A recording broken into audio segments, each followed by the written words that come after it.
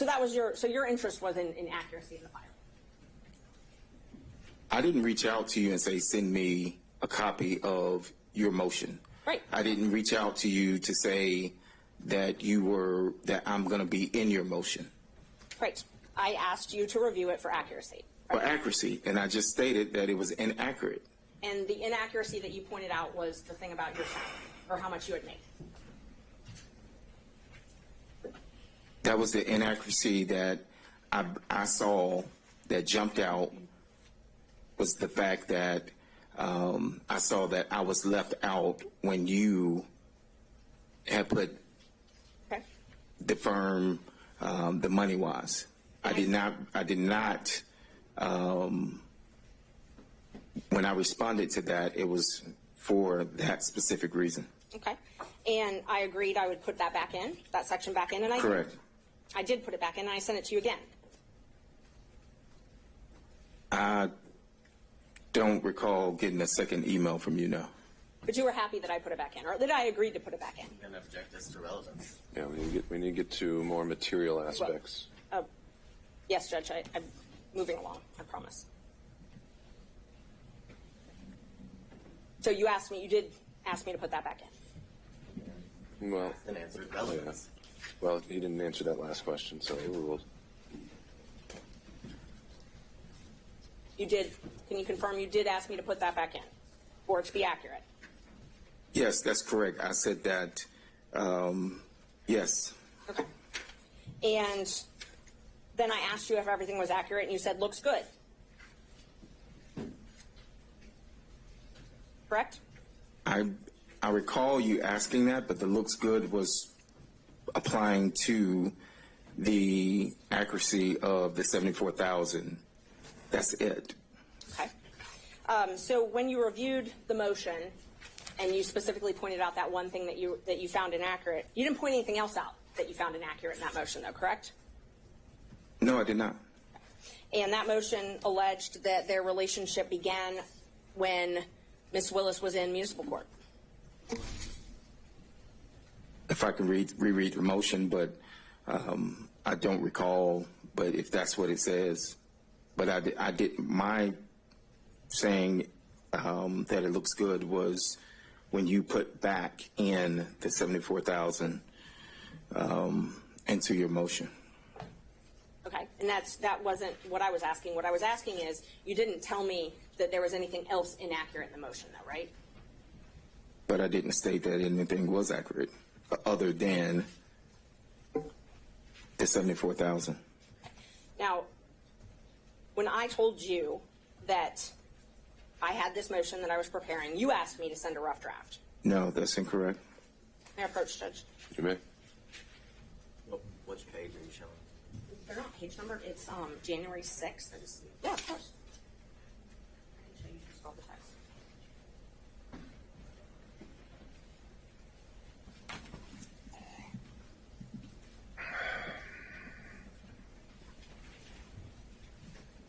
Look and see if this works.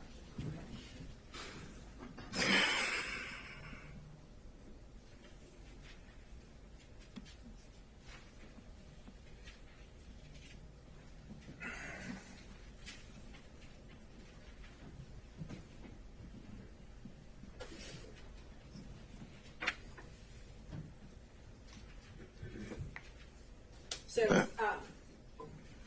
we had been talking, and you asked me to send you a rough draft, and I told you, okay, but I didn't want it to be leaked before I filed it. Right? That is correct. That is correct. So you're the one that asked me to send a rough draft.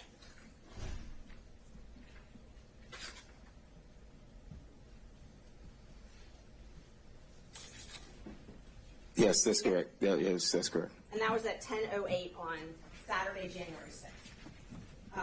And then you got an email from me with that rough draft at 10:25 that same day, correct? Yes. We need to look at it.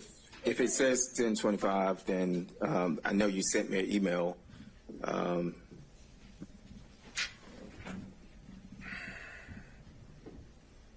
Why he's looking at it, I'm going to object as to ask and answer. We've been through the fact that he sent him a copy of the motion, whether he specifically said rough draft or not, and then asked about the accuracy. He's explained his answer, and I object to ask an answer. So.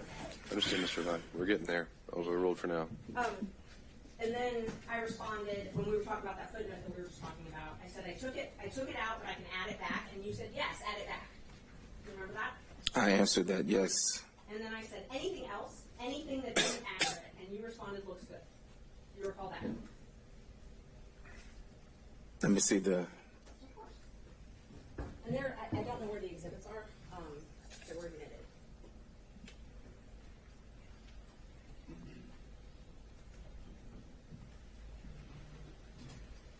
That refresh your memory? It says looks good, but as I stated before, I was responding to you putting me back into the motion for receiving $74,000 in a contract. Well, that's not what this says. This says, you said yes, add it back, and then I said anything else, anything that isn't accurate, and you responded looks good. So you weren't responding to put it back in. Your Honor, I'm going to object. This is not his motion. He wasn't the affiant of the motion or verified the contract. Overruled, Mr. Body. Talking about his personal knowledge.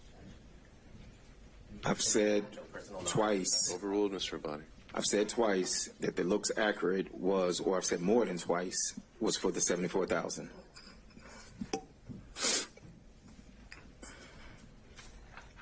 Do you remember telling me about Nathan and Fani coming to your office and spending time together at your office? No, I mentioned, I do recall testifying on the 16th that she had come to our office. And that was before she was elected as district attorney, correct? I recall that that was when she was district attorney. Because I said that there was a meeting held at my office. And who was at that meeting? Now, I can't tell you that. I don't recall. But you know Ms. Willis was there and Mr. Wade was there. It was at our office. Actually, Ms. Willis was there, and there were other people there. Mr. Wade was not in that meeting. He was in the back. I wasn't even in that meeting. Why did she hold it at your office then? I have no idea. You also remember telling me about them spending time together at her law office before she took her job.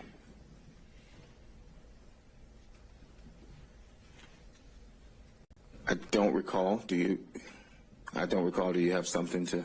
Well, what I'm asking is, let's back up a sec. So Ms. Willis rented a law office from Evans' firm, or Andrew Evans and another lawyer, I think Stacy Evans. You have knowledge of that, correct? No, I'm going to object to hearsay. Well, How does he know the information? That would be the correct question. okay. Ms. Merchant? I don't really know even how to respond to that. Hearsay. I'm asking if he knew that she rented Yeah, offices. he may have been there. He Right. may have seen a business card or something at some point. I think you can answer that. I've never been to Ms. Willis's office when she was in private practice. I've never dealt with where she rented. I didn't even know where her office was. So, Do you remember, though, knowing that she rented an office yes. from the Evans? Yes. You did know Yes, that? that is correct. Yes. Okay.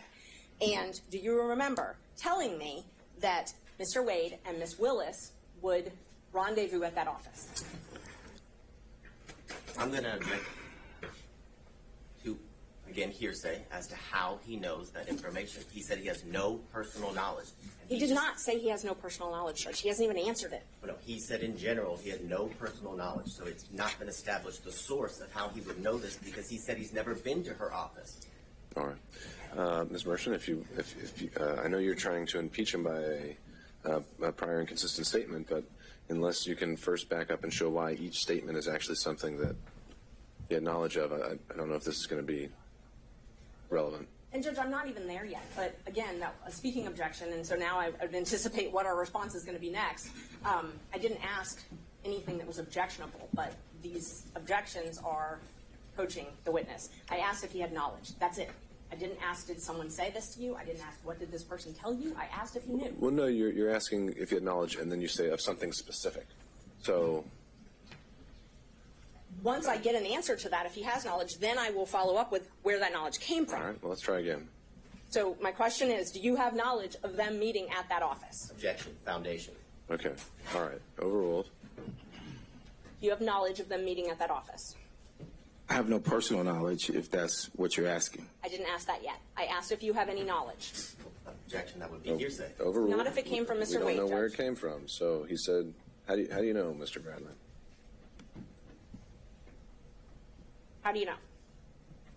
Any knowledge that I would have received would have come from my client at the time. Okay, so you had knowledge of this place that Ms. Willis worked.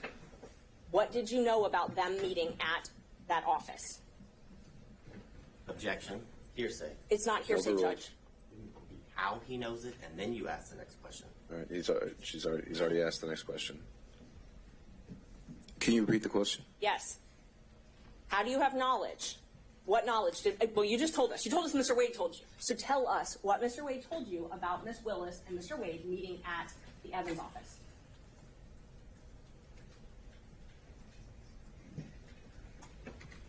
Objection, Your Honor. Privilege. This clearly covers the time after December 2018 that would be covered by privilege. Yeah, overruled.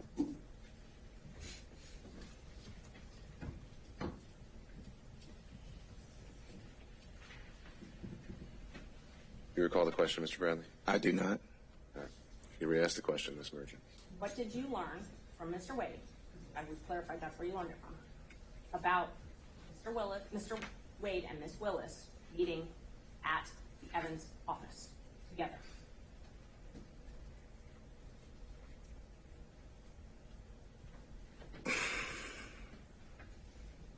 I'm going to object to asked and answered. He's testified that He hasn't answered. We haven't heard an answer. He testified he had one conversation with Mr. Wade in the back of his law Judge, office. Yeah, and his answer may change, so Tick him overruled. off as to how to answer the question. I can't recall what the conversation was. I do recall knowing that that he would go down to the office or had been down to the office, but I can't tell you in what capacity or when or any of that. No. Mr. Wade told you that they had sex at that office, is that correct? I don't recall him stating that, no. You don't recall it. No. So it's possible he did say that. You just don't remember one way or another? I do not remember him saying that. Do you recall that he had a garage door opener to either a house or a condo or something like that of Miss Willis's? I've never seen a garage door opener. I've never been to Miss Willis's house. I've never been to, and I'm trying to explain, I've never been, so no, I do not have any personal knowledge of him having a garage door opener. Let me ask the question again. Yes, ma'am. You didn't ask if you had personal knowledge, like as in you saw it. Do you have any knowledge at all from Mr. Wade or any source that he had a garage door opener to access one of Miss Willis's residence? And I'll object to any source as to hearsay. All right, depends on the source. Overruled. No, I don't have any knowledge. So when you told me that, did you just make it up? Do you have something that shows that I told you that? Yes, we're going to go through all the texts we can, but so was that made up though?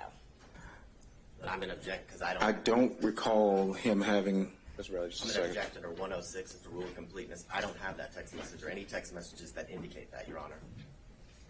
And I don't have, if it was a text, we had that conversation. I actually think it was when he was on speakerphone and Mr. Merchant was there, but I'm not sure. But I mean, if I'm asked to qualify exactly where that's from, I would. Okay, so rule of completeness would be if you need to introduce other text to show the context. If you're saying you haven't seen a copy yet, then I think Ms. Merchant needs to do that before you can And I don't decide have, the next step. And that's what I was asking him. If that was something he just remembers making up. If he doesn't, then that's fine, but She referenced text messages and started to go into her packet of papers. Sure. And have text So you don't have a text message to that? I would need some time to look through, and I don't remember if I have a text to that or if it was during a conversation. It was one of those. All right, well, And he has now said that he has no knowledge, so on to your next question. Okay. Did Mr. Wade